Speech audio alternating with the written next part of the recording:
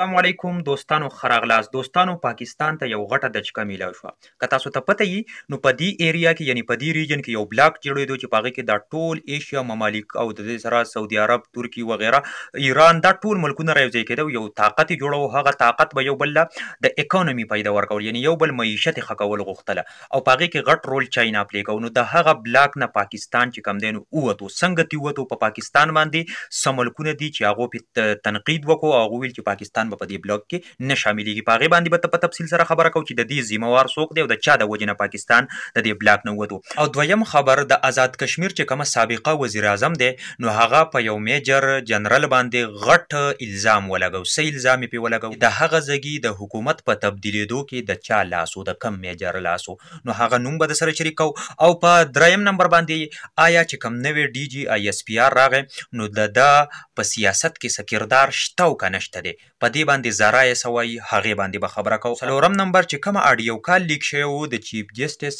د ساس یعنی د چیف جسټس د خواښې نو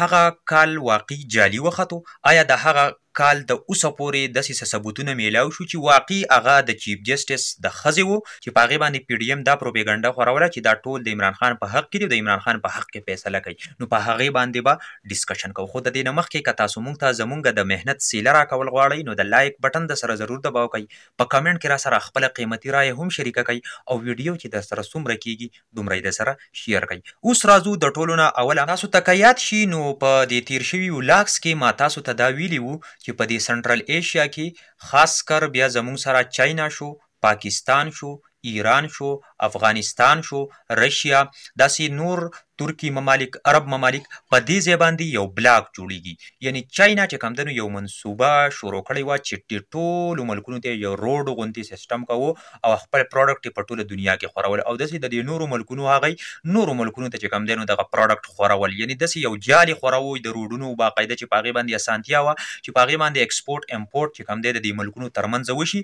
او هر ملک د دې نه فایده اوچته کړي او هر ملک خپل پروډکټ چې کوم دی ټولې دنیا ته ورسوي او دا بلاک دومره غټ بلاک و چې دې نیمه دنیا قبضه کول د نیمې دنیا مارکیټ دی چې کوم دی نو قبضه کوو نو په دې وجه سره که په دې بلاک کې هر یو ملک شامل شوی وي نو تاسو ته پته ده ډېره غټه فایده به هغې ترلاسه کړې وه او معاشي طور پر هغه ملک په ډېر زیات چې کوم دی نو طاقت ورشوی په دغه ملک نه به غربت خاتمه شوې وه د دې سره سره نورې چې څومره د دهشتګردۍ مسلې دي هغه به حل شوي وي که چېرې په دې بلاک کې څوک شامل شو د دې بلاک حصه جوړه شوله نو په دې بلاک کې که تاسو ته پته وي غټو غټو ملکونو چې کوم دی نو هغه په دې باندې اعتراض کړی دی ټیک شوله چې پاکستان داسې یو ملک دی چې دا دومره خودغرضه ملک دی که چېرې دې ته بیا خپله فایده هم وي خو که د مغرب د سیډه په دو باندې زور راغی نو دوی بیا ځي او د مغرب سره ملګري کېږي او زموږ سره ملګرتیا پرېږدي نو د دې وجې نه په پاکستان باندې چې کوم دی نو دا شکایت دی چې پاکستان په دې بلاک کې مونږ نه شاملوو اوس راځئ ګورو چې پاکستان څنګه چې کوم دی نو خپل اعتماد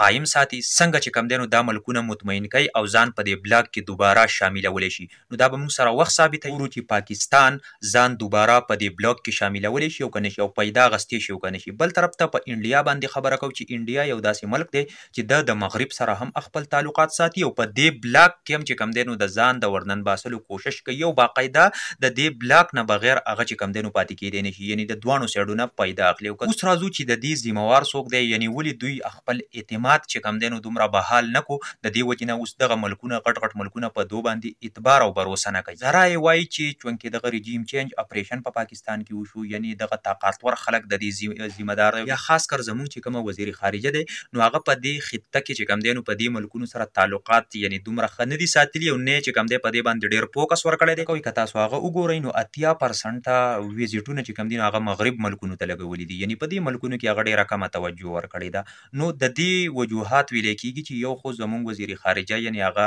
دومره دهان نه دی ورکړی او بل چې کوم دی د دې ملک هغه طاقتور خلک چې هغو په خپله مرضۍ باندې کارونه کوي او په خپله مرضۍ باندې حکومت یې راولي نو زرا یې دا خبره چې کوم ده نو کلیم کړې ده اوس ګورو چې د دې خبرې نه دوی ځان څنګه وباسي په دویم نمبر زموږ سره راځو چې سابقه وزیر اعظم آزاد کشمیر یوه غټه دعوه کړې ده اوس ګورو چې دا دعوه هغه څنګه ثابتوي هغه دا دعوه کړې ده چې د هغه ځګي چې کومه اوسنی میجر جنرال فیصل نصیر دی د حکومت په چینج کولو کې د حکومت په بدلولو کې د هغه ډېر غټ کردار او رول ادا کړی و نو اوس ګورو چې آیا دا سابقه وزیر اعظم آزاد کشمیر دوی بوس گرفتاری یا به په د باندې کیسونه چې کم دینو جمع کیږي نه به پې کیږي څنګه چل به کیږي خو دا به وخت ثابتوي پته به لګي چې د ده سره څه عمل کیږي. اوس په دریم نمبر باندې زموږ سره ډي جي آی اس پی آر دی چې ډي جي آی اس پی آر یو بیان ورکړی چې زموږ د پوځ چې کوم دی نو د سیاست سره هیڅ قسم څه تعلق نشته دی. نو زه رایې په دې باندې هغه ته دا جواب ورکړو چې کله تا دا الفاظ پرېښودل چې د پوځ د سیاست سره څه تعلق نشته دی نو خلکو ته به پته ولګي چې اوس حقیقي طور ستاسو چې کوم دی په سیاست کې لاس نشته دی. خو که تر څو پورې تاسو دا خبره بار بار کوئ چې یاره جي د پوځ د سیاست سره څه کار نشته دی نو د دې نه هم دا ثابتېږي چې بس عوامو له هسې ډاډ ورکوئ نور پکې چې کوم دی تاسو کار لرئ. نو لهذا کله چې د پوج په سیاست کې کار نه نو هغو په خپله خلو باندې خلکو ته نه وایي بلکې د هغو هغه کړه وړه چې کوم دی نو وخت داسې ثابت کړي چې واقعي د پوج په سیاست کې کار شته او که نشته یعنې شته دی. اوس راځو اډیو کال ته. کومه اډیو کال چې لیک شو د چیف جسټس د خواښې نو سوشل میډیا هغه اډیو کال راوغوستو او ډېر زیات ټرینډ یې ورله ورکو. یو سوشل اکټیویسټ دا هم کنفرم نه کړله چې آیا دا کال باندې ډبلینګ شوی دی او که نه دی پې شوی آیا دا کال واقعي حقیقي طور دا د دې د ساس دی او که نه دی سات. خو بس یو خبر میلاو شو چا چې خبر ورکړی نو هغه دا ویلي چې ته ورسره دا ټایټل ورسره کړه چې دا د چیف جسټس خواښې ده نو بیا خو تاسو ته پته ده هغوی د ټینګي نه نو په دې وجه دا خبر چې کوم دی خور کړو. تر اوسه پورې هیڅ قسمه څه تحقیق په دغه اډیو کال ونه شو نه راغلی دی چې واقعي دا د چیف جسټس د خواښې دی او که نه دی آیا دا ډبلینګ شوی دی او که نه دی ډبلینګ شوی. د دې نه ثابتېږي چې دوی دغه جعلي څیزونه جوړوي او صرف او صرف د بدنامولو کوشش کوي او د الیکشن د لیټ کولو کوشش کوي. ملګرو تاسو به څه وایئ؟ ستاسو د رایې هم ډېر غټ قیمت دی او دغه قیمتي رایې زموږ سره ضرور په کمنټ کې شریکه کړئ او ویډیو چې در سره څومره کېږي نو مخکې در سره شیر کړئ. په اخره کې خپل ورور شهید اقبال له اجازت ورکوي. د لوی الله په امان.